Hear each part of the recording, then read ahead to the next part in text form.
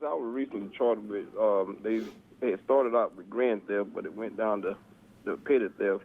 But I didn't have no part of the crime right there. And, you know, they never did investigate none. They just went by what two people said, you know.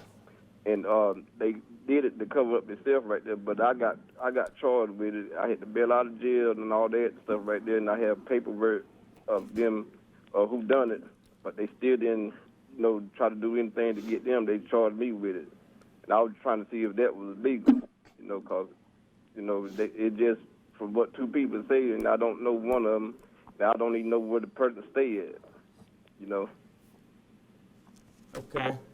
Well, Charles, yes, I mean, there's one body that we have in the state of Florida here that has a couple of different agencies, but the state is the one who gets to determine whether or not to bring those charges. In this case, I'm assuming it's the 14th Judicial State Attorney's Office that made those charging decisions. And now it sounds like you have a very legitimate defense if there's someone else that did it. And so that's something that you're going to need to bring up to your attorney, either a court-appointed attorney or a private attorney if you hire one. But they absolutely have the right to bring those charges, but that does not mean that you are guilty. They have to prove beyond a reasonable doubt before a jury of your peers that you actually committed this crime.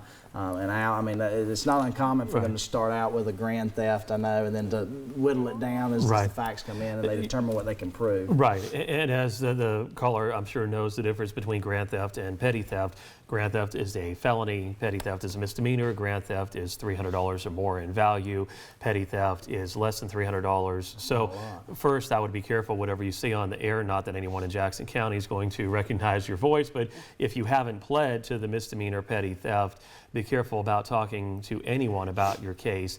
As Ted was saying, he's exactly right. It only takes probable cause to arrest somebody and to make it through a first appearance bond hearing and for the state to ethically bring charges. However, it's a little more difficult when you have to prove beyond all reasonable doubt, which is the higher standard in the court system, the highest in all honesty.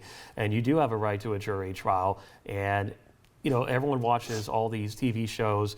I won't name any because we're here in an ABC studio, but there are some on all the different networks, and as a result, everybody thinks you have to have DNA and fingerprints and photos and videos, and quite frankly, no, you don't. But will a jury convict in 2019 without any of that, whereas you say it is simply one person's word versus another? And your attorney, if you go to trial, can point out different things as far as the credibility of the witness. Do they themselves have a prior history of felony convictions or misdemeanor crimes of dishonesty, motive and bias and things of that nature? So as Ted was saying, you know, speak to a criminal defense attorney, whether you have a court-appointed attorney or whether you hire a private attorney.